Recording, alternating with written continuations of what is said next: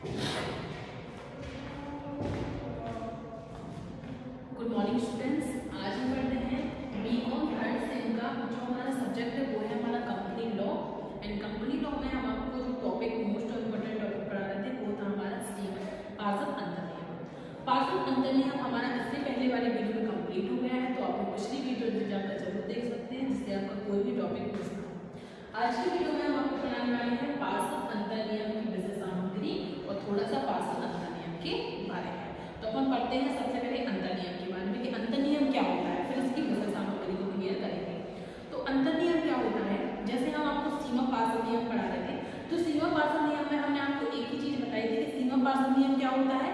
सीमा पार्षद नियम यानी होता है कि ऐसा प्रपत्र जो कि कंपनी के खुलने से पहले ही तैयार किया जाता है, उसमें कंपनी की सभी प्रकार की जानकारियां लिखी जाती है ना। तो ये तो पहला प्रपत्र हो गया था, ये तो पहला प्रपत्र हो गया था।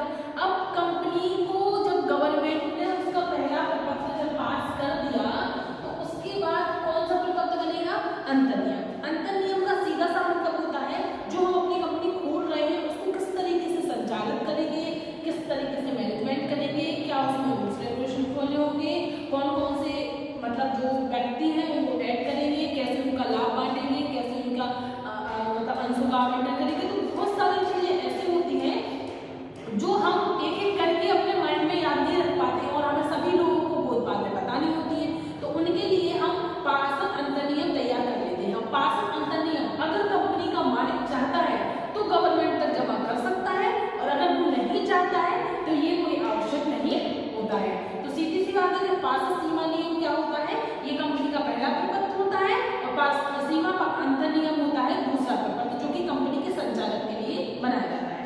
अब हम पढ़ते हैं पार्षद अंतर नियम की विषय सामग्री।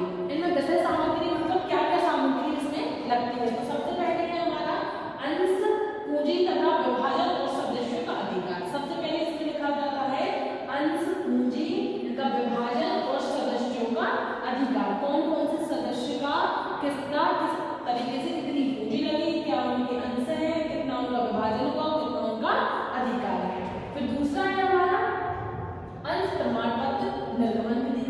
अंश प्रमाण पत्र निर्गमन होगी उसकी पूरी विधि भी हमारी अंतर नियम में लिखी होती है।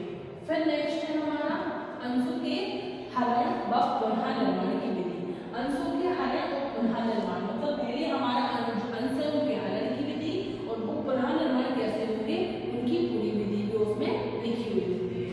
फिर नेक्स्ट है हमारा अंशों की हस्तांतरण की विधि। अंश किस तरीके से हस्तांतरण किए जाते हैं, कैसे दूसरे व्यक्तियों को हस्तांतरण किए जाएंगे, ये भी पूरी विधि अंतर नियम में लिखी हुई होती है। फिर नेक्स्ट है हमारा दो याचनाओं के मध्य कितना समय होना चाहिए। मतलब जब दो याचनाएं होती हैं तो उनके बीच में कितना समय रखना चाहिए, मैक्सिमम मिनिमम कितना समय होना चाहिए, उस हिसाब से उस समय के बाद दो याचना रख पाएंगे। तो उसके लिए एक समय निर्धारित होता है, वो भी हमारा अंतर नियम में लिखा होता है।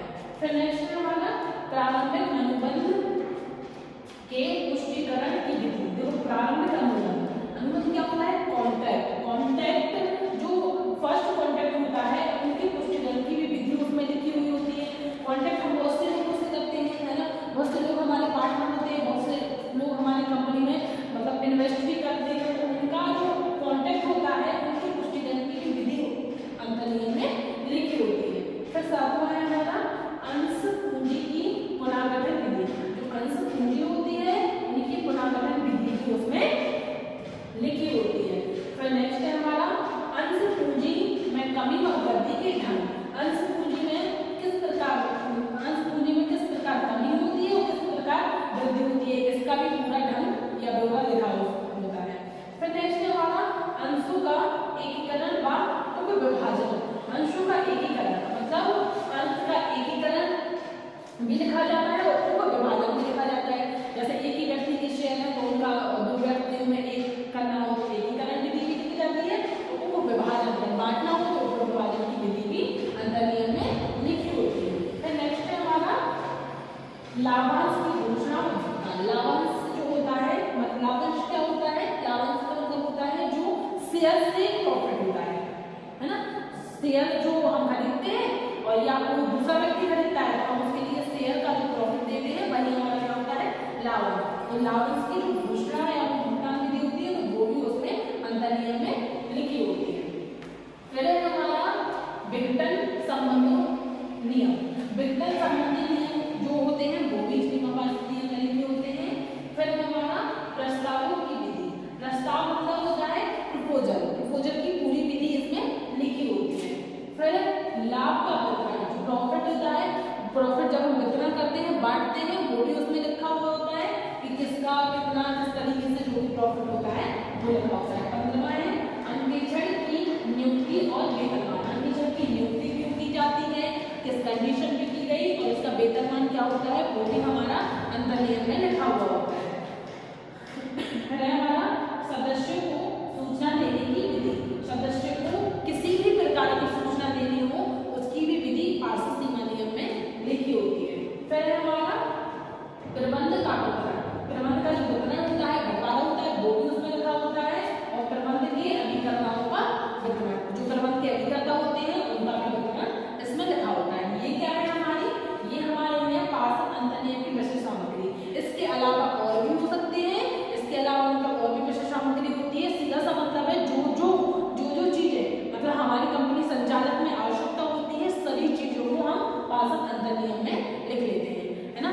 तो आप लोग को एक और बता दें कि जो डे बाई डे आपको मोस्ट ही टॉपिक कंप्लीट कराए जा रहे हैं, तो आप लोग अपने नोट्स तैयार करते जाएं जिससे आपकी परीक्षा के समय में किसी भी प्रकार की कोई भी दिक्कत आपको नहीं आए, है ना।